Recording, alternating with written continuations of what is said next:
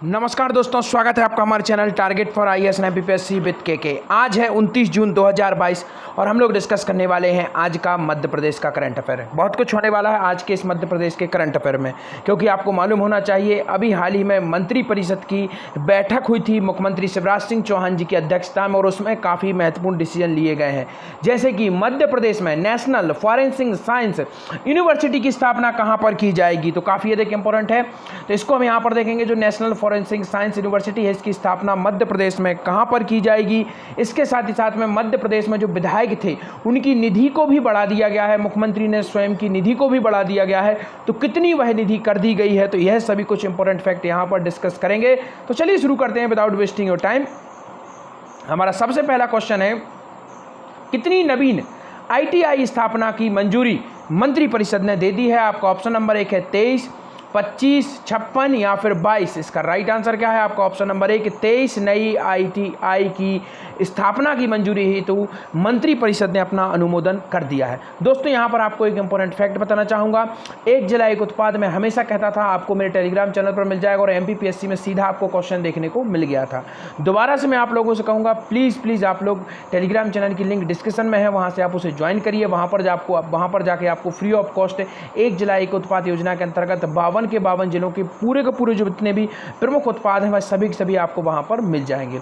तो उनको जरूर से जरूर आप मेरे टेलीग्राम चैनल है उसकी लिंक के माध्यम से टेलीग्राम चैनल को ज्वाइन करिए। उन सभी को आप एक्सेस पाइए, वहां तक जाइए, और यह काफ़ी अधिक इंपॉर्टेंट आपके लिए होंगे। इसके साथ ही साथ पद्मश्री अवार्ड भी वहीं पर आपको मिल जाएंगे। जितने अवार्ड हैं मध्य प्रदेश के वह सभी कुछ आपको वहां पर मिल जाएंगे। तो चलिए शुरू करते हैं।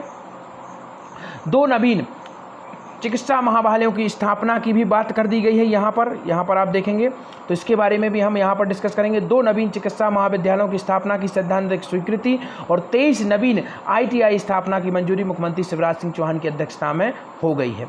अब आगे बढ़ते हैं नेक्स्ट क्वेश्चन की ओर। मुख्यमंत्री स्वेच्छानुदान मद के लिए निर्धारित वार्षिक सीमा 150 करोड़ रुपए से बढ़ाकर कितने करोड़ रुपए करने का अनुमोदन कर दिया गया है। आप सभी को मालूम होना चाहिए, मुख्यमंत्री का स्वेच्छानुदान होता है। जिस तरीके से पीएम के पास में होता है, इसी तरीके से मुख्यमंत्री के पास में भी एक स्वेच्छानुदान होता है, जिसको वह किसी भी समय अपनी स्वेच्छा से उपयोग कर सकते हैं।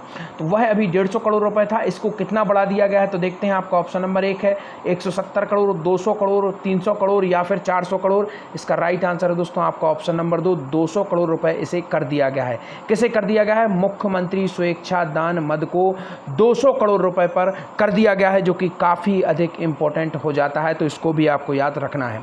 यहाँ पर आपको बता देना चाहूँगा, मुख्यमंत्री शिवराज सिंह चौहान लगातार 4 बार मुख्यमंत्री के पद तक पहुँचने वाले एकमात्र मुख्यमंत्री हैं। अभी इन्होंने चौथी बार शपथ कब ली थी, तो इन्होंने ली थी आपकी 23 मार्च 2020 को। तो इसको भी आपको याद रखना है, काफ़ी अधिक इंपॉर्टेंट यह हो जाता है।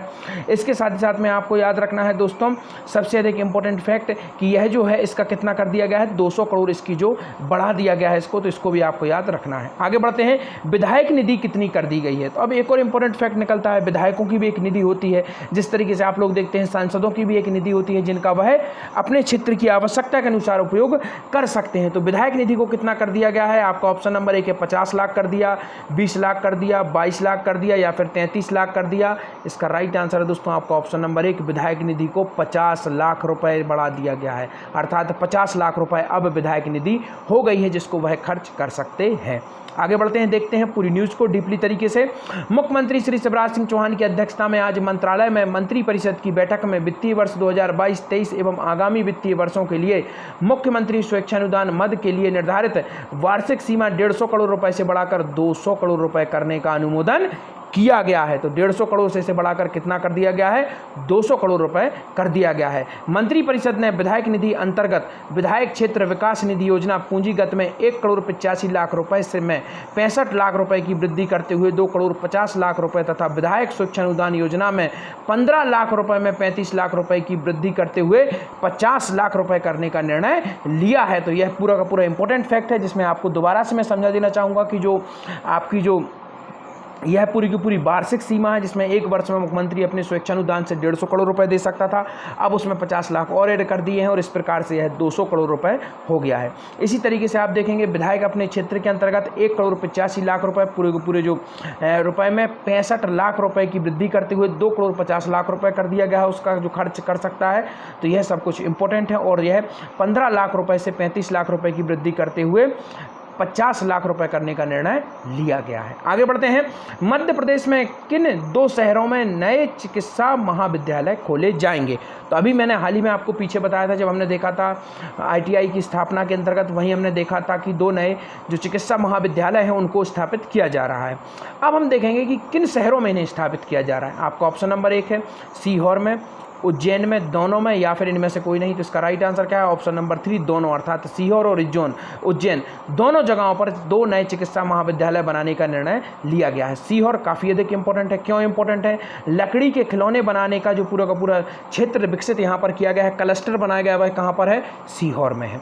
यहीं पर आप देखेंगे सीहोर के पास में बुधनी है और बुधनी में रेलवे स्लीपर बनाने का कारखाना कहाँ पर है? यहीं पर है, तो इसको भी आपको याद रखना है।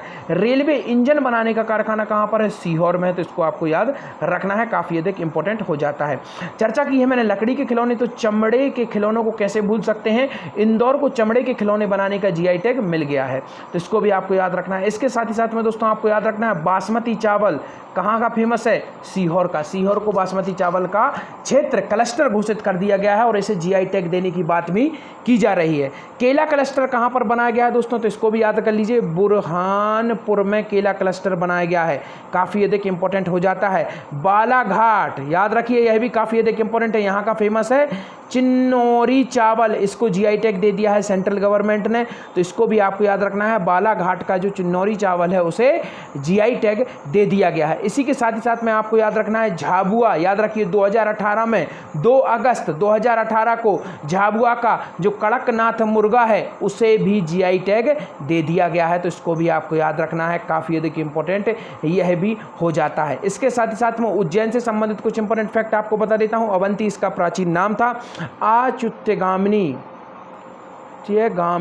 इसका नाम क्या था? अच्युतगामिनी बौद्धकालीन नाम था। इस तरीके के नाम पूछे जा रहे हैं एग्जाम्स में, खासकर MPPSC में। अभी हाल ही में पूछ लिया गया था मानधाता ओमकारेश्वर का नाम, तो इस तरीके की चीज़ें आपको याद रखना है। श्री, यहाँ पर आप देखिए श्री हरवत्स कोट किसका नाम है प्राचीन? बहुत कम मिलेगा आपको देखने के लिए। यह पचमढ़ी का प्राचीन नाम है, श्री हरवत्स कोट। याद रख लीजिए, जिस मध्य प्रदेश का एकमात्र शहर है जिसके आगे श्री हर लगा हुआ है। इस तरीके से आपका दिमाग क्लिक कर जाएगा और you can easily give answer. What is the right answer? Pachmarhi का यह प्राचीन नाम है, तो इसको आपको याद रखना है। इसी के साथ साथ उज्जैन का मैंने आपको बता दिया है, अच्युतगामिनी इसका नाम था, बौद्धकालीन नाम था, और उज्जैनी इसका नाम था, और अवंती भी इसका नाम था। भारत की एकमात्र वैदिक घड़ी कहाँ पर लगाई गई है? उज्जैन में लगाई गई है। पृथ्वी का केंद्र बिंदु किसे माना जाता है? उज्जैन को माना जाता है। तो यह कुछ इंपॉर्टेंट फैक्ट है। और अभी हाल ही में परमारकालीन शिवलिंग बड़ी मात्रा में, बहुत बड़ा शिवलिंग कहाँ पर प्राप्त हुआ है? उज्जैन में ही प्राप्त हुआ है। आगे बढ़ते हैं। नवीन चिकित्सा महाविद्यालयों की स्थापना, मंत्रिपरिषद ने जिला सीहोर स्थित बुधनी तहसील में 100 MBBS सीट प्रवेश क्षमता का चिकित्सीय महाविद्यालय 500 बिस्तर संबंध अस्पताल स्थापित करने की बात कही है। इसी प्रकार उज्जैन में नए चिकित्सा महाविद्यालय स्थापित करने के लिए स्नातक जो पाठ्यक्रम है उसकी 100 सीटों में वृद्धि करने के उद्देश्य से मंत्रिपरिषद ने इसकी सैद्धांतिक स्वीकृति दे दी है। तो यह दोनों जगह हैं आपका सीहोर का बुधनी, जहाँ पर रेलवे स्लीपर भी बनाया जाता है, और सीहोर में ही दोस्तों सूखा अनुसंधान केंद्र है। मध्य प्रदेश दलहन अनुसंधान केंद्र है। भारत का दलहन अनुसंधान केंद्र कहाँ पर है? कानपुर में है। तो इन सबको याद रखना है, काफ़ी अधिक इंपॉर्टेंट हो जाते हैं। और ट्रैक्टर ट्रेनिंग सेंटर कहाँ पर है? सीहोर में है। तो सीहोर काफ़ी अधिक इंपॉर्टेंट है, इसको याद रखना है, बिल्कुल भी नहीं भूलना है। और लकड़ी के खिलौने के लिए यह फेमस है। और मध्य प्रदेश में जो खिलौने हैं उनका पूरा का पूरा एक हब कहाँ पर डेवलप किया जा रहा है जो चाइना को टक्कर देगा? इंदौर में। तो इसको भी याद कर लीजिए। आगे बढ़ते हैं। एक और आज का सबसे अधिक इंपॉर्टेंट फैक्ट, मध्य प्रदेश में नेशनल फॉरेंसिक साइंस यूनिवर्सिटी की स्थापना कहाँ पर की जाएगी? आपका ऑप्शन नंबर 1 है भोपाल में, सागर में, ग्वालियर में, या फिर इंदौर में। इसका राइट आंसर है भोपाल में इसकी स्थापना की जाएगी। 5 पहाड़ियों पर बसा हुआ शहर भोपाल है, और यहीं पर दोस्तों मध्य प्रदेश की प्रथम नेशनल फॉरेंसिक यूनिवर्सिटी की स्थापना की जाएगी। तो देखते हैं, यूनिवर्सिटी स्थापना के लिए भूमि आवंटित कर दी गई है। National forensic science university Gandhi Gandhinagar campus की स्थापना के लिए ग्राम बरखेड़ा वोदर तहसील हुजूर जिला भोपाल में स्थित भूमि आवंटित कर दी गई है। और हुजूर के विधायक कौन है? रामेश्वर शर्मा है। यह प्रोटेम स्पीकर भी रहे थे इस बार की विधानसभा में। इंपॉर्टेंट फैक्ट है, इसको याद रखिए, काफी अधिक इंपॉर्टेंट है, इनको बिल्कुल भी नहीं भूलना है। आज के आपके question, Madhya Pradesh cricket team के कप्तान कौन है? काफी अधिक इंपॉर्टेंट है। रणजी ट्रॉफी मध्य प्रदेश ने प्रथम बार जीती है इतिहास में, उनके कप्तान का नाम याद रखना है। सेकंड आपका क्वेश्चन है, मध्य प्रदेश क्रिकेट टीम के कोच का क्या नाम है? Thank you so much watching this video.